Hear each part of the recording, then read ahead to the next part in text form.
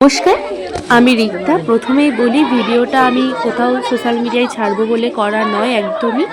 বাবা ফোনে ছোট ছোট আনন্দের মুহূর্তগুলোকে ভিডিও করেছিল, আমি ভাবলাম তাই এই আমার জীবনের একটা আনন্দের মুহূর্ত তোমাদের সঙ্গে আমি ভাগ করে নিই। দিনটা ছিল 12ই জানুয়ারি, আমার জন্মদিনের ঠিক আগের দিন। আমার অনেক দিনের ইচ্ছা ছিল আমার নিজের উপার্জনের টাকায় আমি এই ছোট শিশুগুলোর জন্য কিছু করব। তাই আমি একটা সংস্থার সঙ্গে যোগাযোগ করি। আমি ওদের জন্য তেমন কিছুই করতে পারিনি, খুব ছোট্ট আয়োজন করেছিলাম, একটা কেক আর লেবু।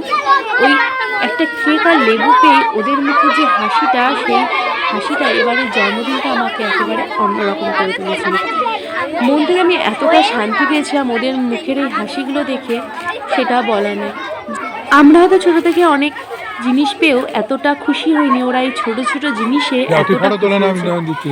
ঠাকুরের আশীর্বাদ এবং বড়দের ভালোবাসা আশীর্বাদ থাকলে হয়তো আগামী দিনে আরও কিছু করতে পারবো ওদের জন্য। আমার ওদের কাছে যাওয়ার আশাটা আরও থাকলো।